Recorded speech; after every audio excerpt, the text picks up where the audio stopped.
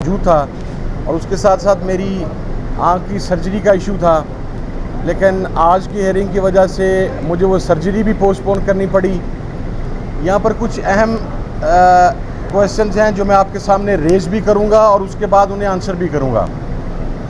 सबसे पहले ये कि ये बात कही गई कि किस तरह SIC के अंदर ज्वाइनिंग हुई। इंशाल्लाह चीफ साहब टाइम देंगे तो मैं उन्हें बताऊंगा कि रात 10 बजे तक सुप्रीम कोर्ट ऑफ पाकिस्तान के अंदर बल्ले का केस चल रहा था। 10 बजे के करीब आपने बल्ले का निशान उड़ा दिया। 2 घंटे के अंदर हम SIC के tickets Sindh, Balochistan, KPK, south Punjab, central Punjab, north Punjab तक कैसे पहुंचाते। इलेक्शन कमीशन को सिर्फ एक हलके के रिज़ल्ट कंपाइल करने के लिए, जहां उनके पास इंटरनेट की फैसिलिटी है, जहां उनके पास RO की फैसिलिटी है, ARO की फैसिलिटी है, जहां उनके पास प्रिजाइडिंग ऑफिसर्स की फैसिलिटी है, वो 48 घंटे 72 घंटे लेते हैं। हम 2 घंटे में किस तरीके से SIC के टिकट जमा करवाते। नंबर 2, ये कहा गया कि मैंने SIC की तरफ से इंतखाब नहीं लड़ा। मेरा फॉर्म आज मंगवाया गया है, वो फॉर्म इंशाल्लाह आज खुलेगा। उसके ऊपर आप देखेंगे कि उसके ऊपर लिखा हुआ है मेरे कागजात नामजदगी में मेरे 3 सेट जमा करवाए गए थे। 2 सेट जो मैंने वापस लिए, जो तीसरा सेट मौजूद है उसकी रिसीविंग हमारे पास मौजूद है, जिसमें लिखा गया है सुन्नी इत्तेहाद कौंसिल, ब्रैकेट में अलायंस पाकिस्तान तहरीक इंसाफ। मैंने अपने नॉमिनेशन पेपर्स में ये बात क्लैरिफाई कर दी। वहाँ पर रात 10 बजे के बाद पुलिस ने हमारे वकला को RO के दफ्तरों में दाखिल नहीं होने दिया। उसके बाद मेरा केस ज़्यादा स्ट्रेंज इसलिए है कि सबसे पहले मुझे बल्लेबाज का इंतखाबी निशान अलॉट कर दिया गया, हालांकि ना मेरा टिकट जमा हुआ ना मैंने अप्लाई किया। फिर उसके 2 घंटे के बाद मुझे शटल कॉक का इंतखाबी निशान अलॉट कर दिया गया। सुबह 4 बजे तक वो शटल कॉक का इंतखाबी निशान रहा। 4 बजे तीसरी मरतबा मेरा इंतखाबी निशान तब्दील करके मीनार कर दिया गया। मैं रूपोश था गुज़श्ता 8 माह से। हमारे पे निगरान हुकूमत ने और पंजाब पुलिस ने और दीगर इदारों ने जो वहशत व बर्बरियत का खेल हमारे साथ खेला जा रहा था, हमारे घरों पर पुलिस खड़ी थी, हमारे ऑफिसेज़ पर पुलिस खड़ी थी, हमारे कारकुनान घरों से मफरूर थे। मैं ख़ुद 9 माह से को पहाड़ी इलाकों के अंदर पहुंचा हुआ था। अब आप मुझे ये बताएं कि ये मेरा फंडामेंटल राइट ECP ने ख़त्म नहीं किया। अगर मैंने आज़ाद हैसियत में इंतखाब लड़ना होता तो मेरे कागजात नामजदगी पर आज़ाद लिखा होता। मेरे कागजात नामजदगी पर आज़ाद नहीं लिखा गया। उससे अगली बात, ये बात कही जाती है और कल ये बात कही गई कि आज़ाद अरकान ने ख़ुदकुशी की सुन्नी इत्तेहाद कौंसिल को ज्वाइन करके।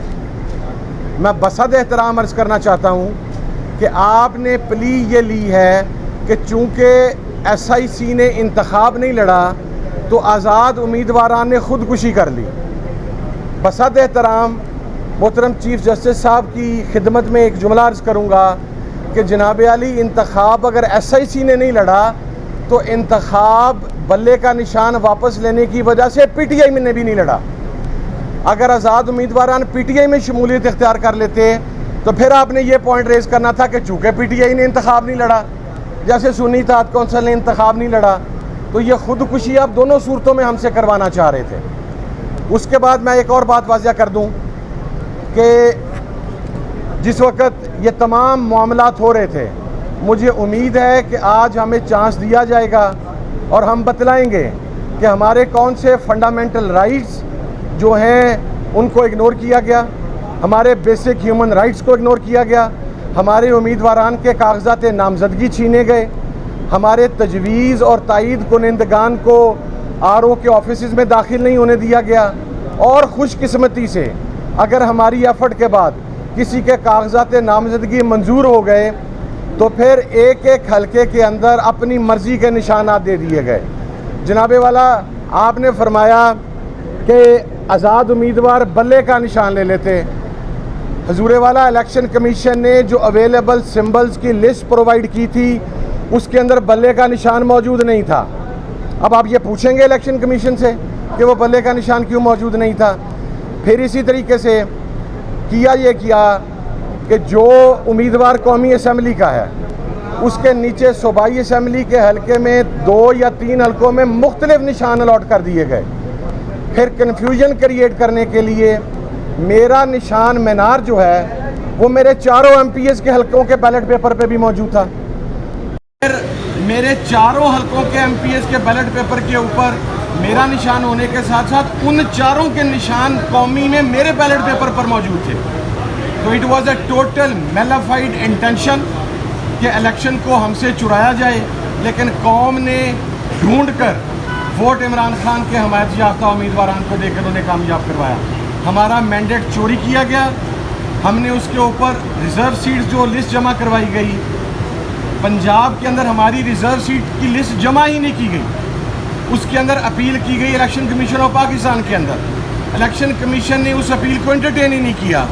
तो अब आप हमें ये बताएं कि तमाम दरवाजे इंसाफ देने के हमारे ऊपर बंद कर दिए जाएं और फिर हमें ये कहा जाए कि आपने ये नहीं किया, ये नहीं किया, ये नहीं किया। तो हमने तो सारा कुछ कर दिया था।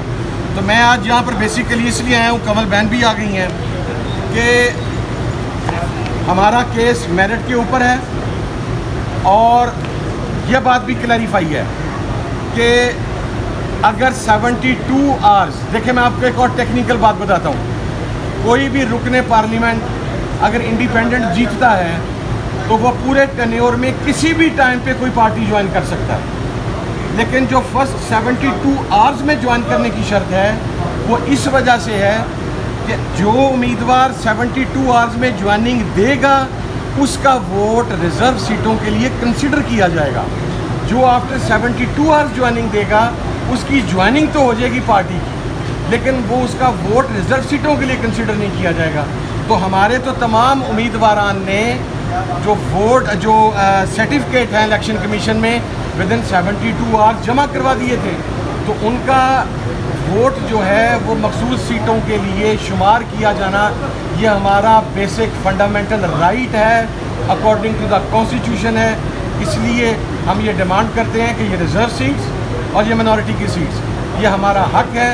और एक और बात आखिरी अर्ज कर दूँ, बाप पार्टी के 3 उम्मीदवार 2018 में जीतते हैं KPK से। बाप पार्टी के नहीं जीते, इंडिपेंडेंट कैंडिडेट्स जीते हैं। बाप पार्टी की कोई रिज़र्व लिस्ट KPK की सूबाई असम्बली के लिए नहीं जमा करवाई गई, ना अक़लियतों के लिए ना ख़वातीन के लिए। वो जीतने के बाद ये कहते हैं इलेक्शन कमीशन से कि जनाबे वाला हम बाप पार्टी ज्वाइन करना चाहते हैं। क्योंकि पार्टी बाप है, उसके लिए इलेक्शन कमीशन कहता आए 100 बिस्मिल्लाह, रूल्स रेगुलेशंस आइन की रूल हर चीज़ गए बाढ़ में।